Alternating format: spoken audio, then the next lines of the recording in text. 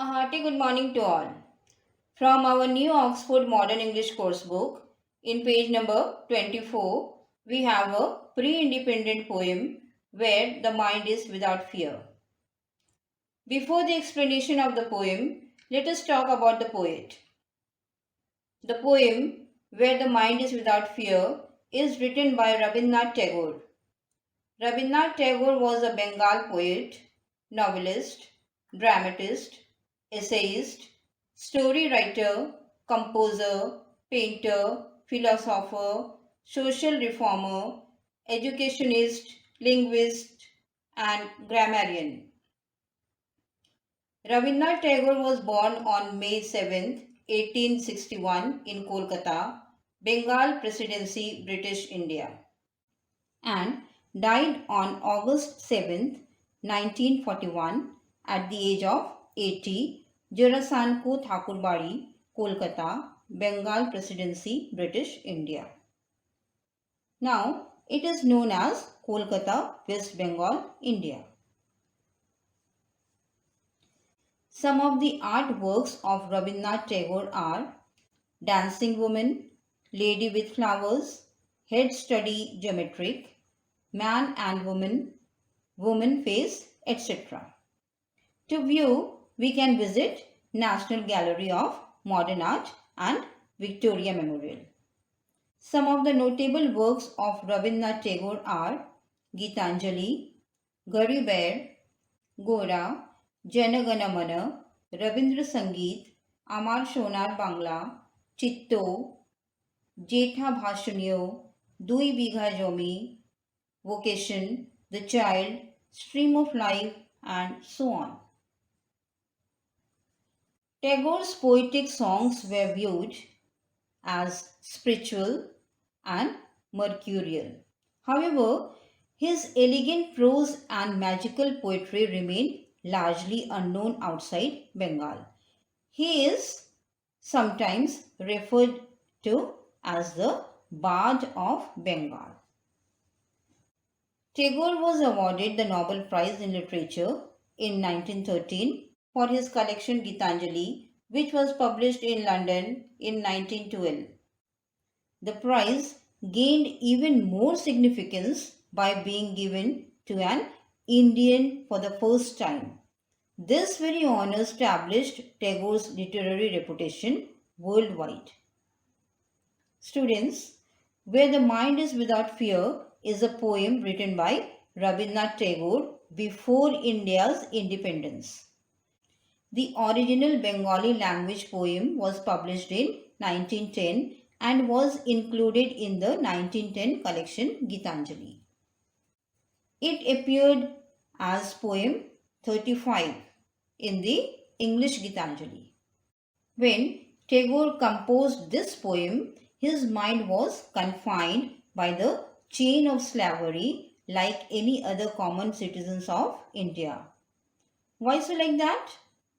Because it was the time when India was under the clutch of British rule, where freedom was like a daydreaming. Now, let us have some talkings of the summary of the poem.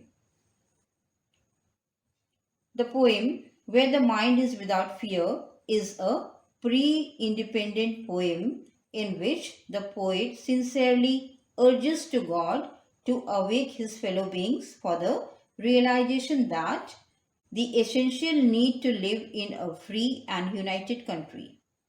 He wants his countrymen to awake and enjoy the life of full dignity and honor. The poet wishes to the people to be honest, open-minded and industrious.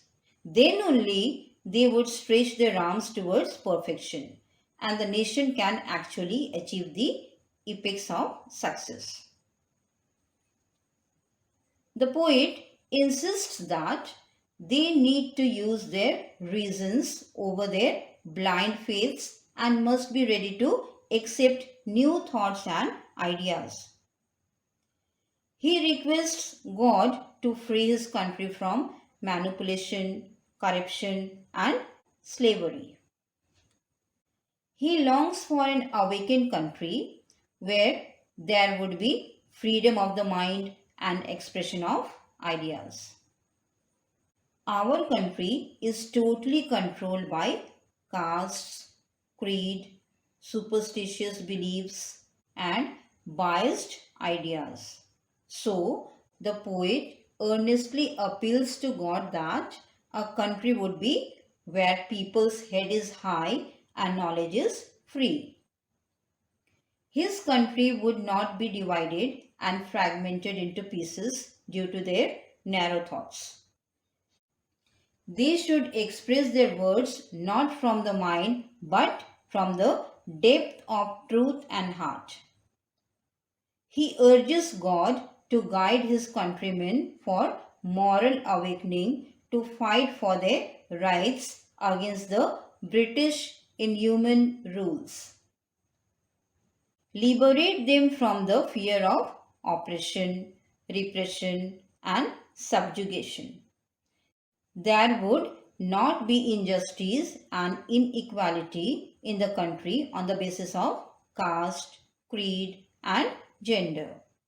The countrymen ought to be open minded, accepting the new challenges and changes. They should lead their lives of decency and dignity. So, students, this was the summary of the poem. Now, let's step into the poem. I'll explain the poem line-wise. Welcome back to the poem Where the Mind is Without Fear, written by Rabindranath Tagore. Let's start from lines 1 to 2. In the first line of the poem, the poet prays to God that his countrymen should be free from any fear of oppression on forced compulsion. The poet wishes that everyone in his country has his head held high in dignity. In a truly free country, every person should be fearless and should have a sense of self-dignity. In the second line of the poem, the poet dreams of a nation where knowledge would be free. Education should not be restricted to the upper class only, but everybody should be allowed to achieve knowledge. Not only this, the children should learn freely from the nature and the world around them. Lines 3 to 4. In the third line of the poem, the poet emphasizes the unity not only of his countrymen but also of the entire world. He thinks there should be no division among people based on caste, creed, color, religion, or other baseless superstitions. In other words, prejudices and superstitions should not divide the people in group and break their unity. In the fourth line of the poem, the poet wants the nation where people are truthful. They should not be superficial and words should come out from the depth of their hearts. Lines 5 to 6. In the fifth line of the poem, the poet wants everyone to work hard to reach the goal. He thinks they should not be tired by working. People should not be lazy and ignore their work. In the sixth line of the poem, the poet compares reason or logical thinking to a clear stream, and in the next part of the line, he compares dead habits or superstitious beliefs to a dreary desert. He wants the stream of reason not to lose its way into the desert of prejudices. Lines 7 to 8. In the seventh line of the poem, the poet wishes his countrymen to be progressive and broad-minded.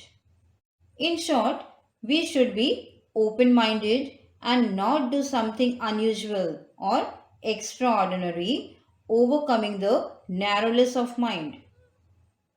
In the final lines of the poem, the poet addresses the god as Father. He asks him to awake his country into such a heaven of freedom where the above conditions meet. It means the poet wants his countrymen to awake the divine which is present in every soul so that their mind would be free from every bondage. All heads are not equal, no doubt. If all the people of a nation are not wise enough to lead a happy and peaceful life free from all evils, they cannot enjoy their freedom well. So, the poet tells us that only political freedom is not important. Unless we are fearless, self dignified, knowledgeable, truthful, hardworking, and broad minded enough to enjoy it fully. Thank you.